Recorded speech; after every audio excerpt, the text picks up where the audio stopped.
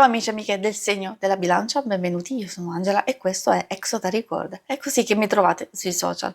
Questo è l'oroscopo lunare motivazionale che vi darà dei suggerimenti e vi aiuterà a trovare la spinta giusta per affrontare il periodo dal 3 marzo al 17 aprile, dove troveremo la luna nuova in Ariete. Vi ricordo che è una stesa generica, prendete solo ciò che vi risuona di più e se volete potete integrarlo col vostro segno lunare.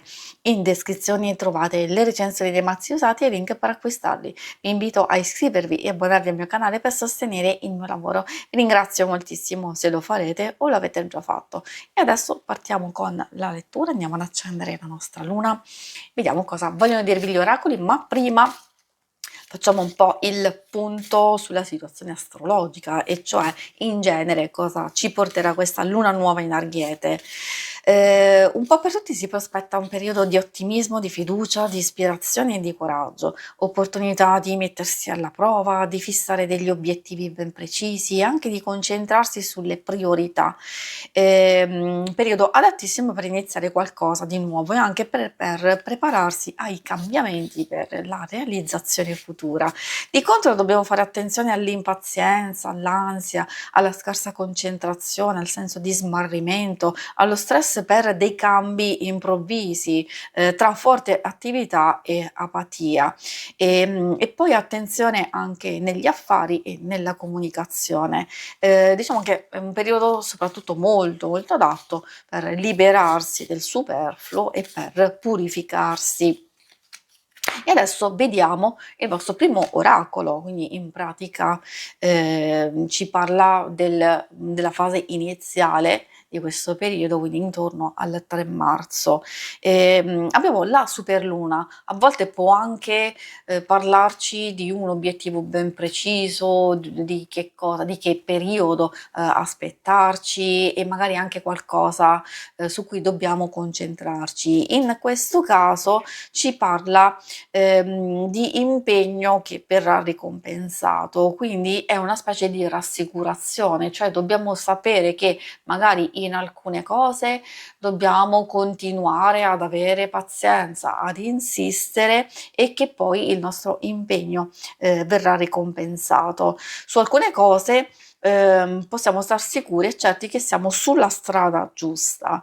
Quindi per alcuni può arrivare subito un risultato, un successo, un ottenimento, per altri magari ci saranno dei progressi in vari ambiti della vita, però l'importante è proprio essere costanti. Essere costanti, non strafare, non esagerare e soprattutto non pretendere che magari alcune cose si possano ottenere nell'immediato, poi dipende da tante circostanze, da tante situazioni che si stanno vivendo.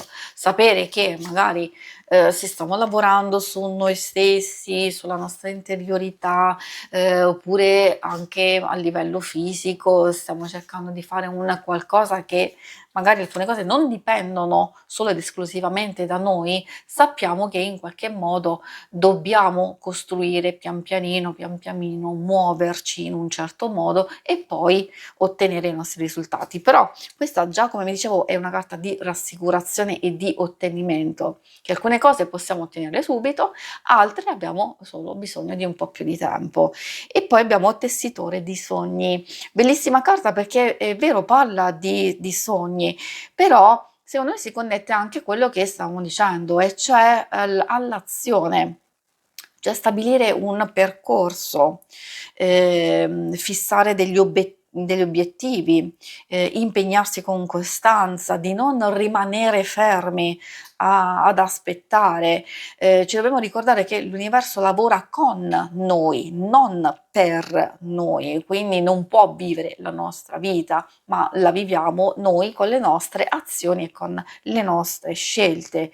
E quindi dobbiamo in questo periodo cercare di aver ben chiaro che cosa vogliamo e decidere che cosa fare. Forse è proprio grazie a queste cose che riusciamo poi ad ottenere i nostri risultati. L'altro messaggio arriva dal Figlio delle Stelle e questo ci parla di protezione, di difesa, di essere guidati e di essere assistiti, spesso da un potere superiore, quindi dipendentemente da chi o cosa crediate, è uguale, vale qualsiasi cosa, ma dobbiamo comunque sapere che magari c'è qualcuno da lassù, può essere un angelo, un defunto molto caro, uno spirito guida, è con noi.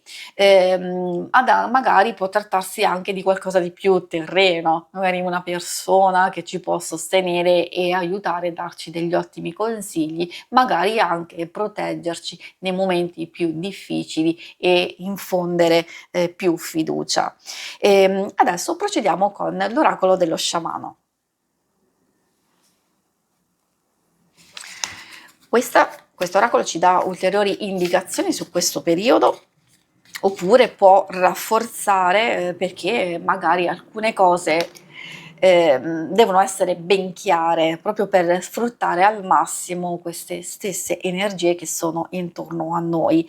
È proprio parte del percorso che facciamo insieme, quindi seguire i suggerimenti degli oracoli, perché vanno a seguire anche il flusso lunare con le sue energie da sfruttare al massimo. E noi che cosa possiamo fare con questa carta? E quindi un ulteriore messaggio arriva dal viaggio.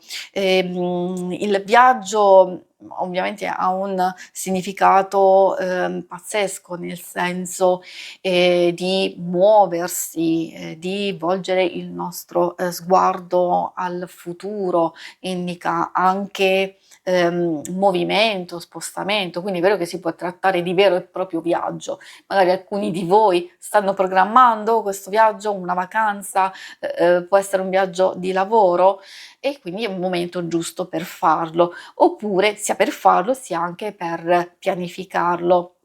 Ha un significato molto intenso riguardo all'uscire dai propri confini conosciuti, di compiere un viaggio nell'ignoto, di tracciare la rotta, di non aver paura di esplorare, di sperimentare, perché questo è il momento propizio per farlo e appunto per trovare la direzione giusta per voi. Quindi l'importante è partire, è iniziare qualcosa, è prendere l'iniziativa, perché magari si rischia di perdere una grande occasione anche di sistemare alcune questioni importanti. Dobbiamo ricordarci che il viaggio è il percorso, non è la destinazione.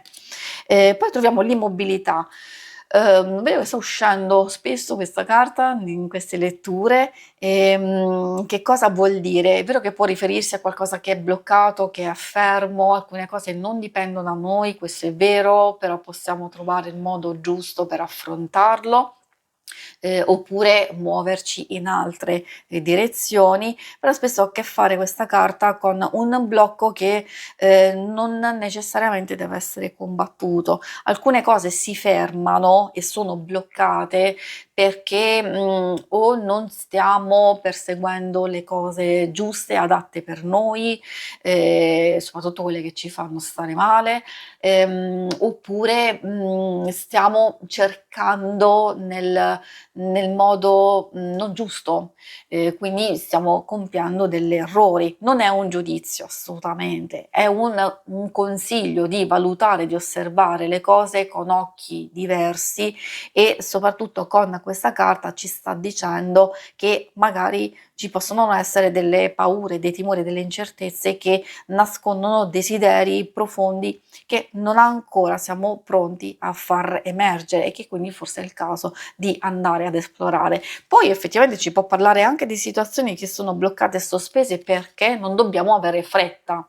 E quindi, come abbiamo visto sin dall'inizio, alcune cose hanno bisogno di tempo per maturarsi e quindi dobbiamo solo continuare e procedere e poi andranno a realizzarsi successivamente. Poi troviamo l'ultima carta, che è la carta del fanciullo. Secondo me è indicatissimo come atteggiamento in certe situazioni, quindi di sperimentare, di muoversi, di essere spensierati, di alleggerire il carico di di problemi e di tensione. Purtroppo la vita è fatta di queste cose qui, però tanto dipende da come noi affrontiamo le cose, e questa ci parla di innocenza come stato puro e libero da giudizi, da condizionamenti, da semplicità e soprattutto dal desiderio di rinnovamento, è quella che ci porta a possibilità di cambiare il nostro percorso, ma anche nel modo di vedere il mondo con occhi nuovi, occhi diversi. Si conclude qui la lettura, vi ringrazio per avermi seguita. Se volete, in alto a destra trovate il logo per iscrivervi al canale, mentre in basso trovate le schermate per vedere il vostro oroscopo mensile e quello settimanale. Alla prossima, vi auguro una buona luna, ciao!